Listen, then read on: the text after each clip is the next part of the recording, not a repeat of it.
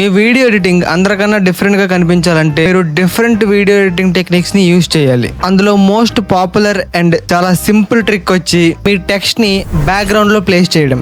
So ఈ వీడియోలో అసలు టెక్స్ట్ ని బ్యాక్గ్రౌండ్ లో ఎలా ప్లేస్ చేయాలో ఒక స్టెప్ బై స్టెప్ ప్రాసెస్ చెప్తా. ఈ వీడియోని స్కిప్ చేయకుండా చూడండి, మీకు చాలా యూస్ఫుల్ అవుతుంది. Hey guys, welcome back to our channel Giri edit stone. So let's start our video.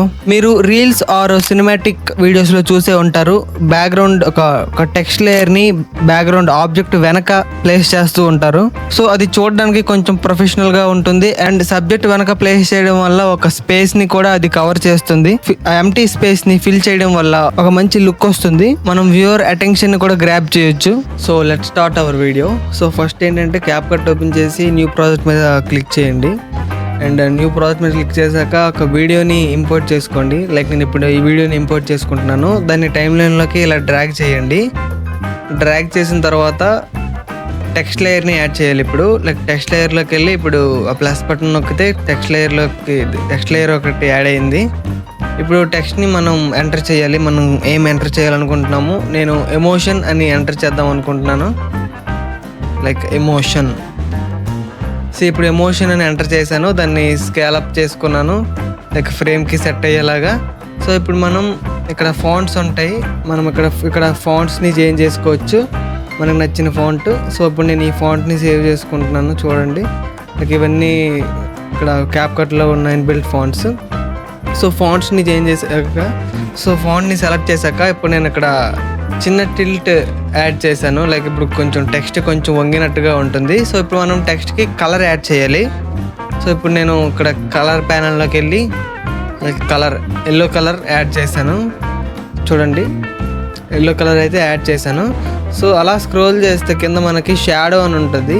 So ఇప్పుడు చూడండి షాడో యాడ్ చేస్తే ఆ టెక్స్ట్ లేయర్కి బ్లాక్ కలర్ షాడో అయితే మనకి వచ్చింది. సో ఇప్పుడు షాడో లేకపోతే మీరు ఇందాక చూసుకోవచ్చు టెక్స్ట్ లైక్ కొంచెం డిమ్గా ఉంది. ఇప్పుడు షాడో యాడ్ చేయడం వల్ల టెక్స్ట్ అనేది హైలైట్ అయింది. సో కొంచెం షాడోని అలా అడ్జస్ట్ చేసుకోవాలి.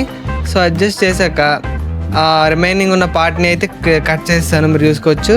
అండ్ ఇప్పుడు Ctrl+C చేస్తే కాపీ అవుతుంది అండ్ Ctrl+V చేస్తే ఇలా పేస్ట్ అవుతుంది, లైక్ డూప్లికేట్ అవుతుంది. మనం డూప్లికేట్గా చేసుకోవచ్చు క్లిప్ని. అండ్ ఇప్పుడు చూసుకోవచ్చు మనం ఇప్పుడు ఏం చేయాలంటే దీనికి బ్యాక్గ్రౌండ్ రిమూవ్ చేయాలి.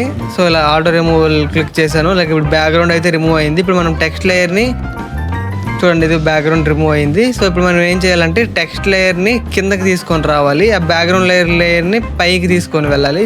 ఇప్పుడు చూడండి ఆ టెక్స్ట్ లేయర్ని తీసుకొని అలా కింద తీసుకొచ్చా. ఇప్పుడు బ్యాక్గ్రౌండ్ పైన ఉంది. ఇప్పుడు చూడండి మీకు బ్యాక్గ్రౌండ్ అన్నమాట సబ్జెక్ట్ వెనక వస్తుంది. సో ఈ విధంగా మనం ఇలా చేసుకోవచ్చు, మన టెక్స్ట్ని బ్యాక్గ్రౌండ్లో యాడ్ చేసుకోవచ్చు ఈజీగా. ఇప్పుడు మనం దానికి కొంచెం మంచిగా అవ్వాలి, ఇంటరాక్టింగ్గా ఉండాలంటే మనం దానికి యానిమేషన్స్ యాడ్ చేసుకోవచ్చు. ఇలా టెక్స్ట్ లేయర్ మీద క్లిక్ చేసి ఇక్కడ యానిమేషన్స్ ఉంటాయి. సో నేను ఆల్రెడీ ఒక యానిమేషన్ యాడ్ చేశాను, చూడండి ఎంత స్మూత్గా ఉందో, చూడడానికి చాలా బాగుంది కదా. సో ఇలా సింపుల్గా మీరు యానిమేషన్ అయితే యాడ్ చేసుకోవచ్చు. అండ్ సేమ్ అలానే కీ ఫ్రేమ్స్ ఇచ్చి మూవ్ కూడా చేసుకోవచ్చు సింపుల్గా. So that's it. మీకు వీడియో యూస్ఫుల్ అనిపిస్తే లైక్ చేయండి. అలానే నెక్స్ట్ మీకు ఏ ట్యుటోరియల్ కావాలో కమెంట్ చేయండి. అలానే మన ఛానల్ని సబ్స్క్రైబ్ చేసుకోండి. ఇలాంటి మరిన్ని వీడియోస్ కోసం బెల్ ఐకాన్ని ఆన్ చేసి పెట్టుకోండి. నెక్స్ట్ వీడియోలో మళ్ళీ కలుద్దాం.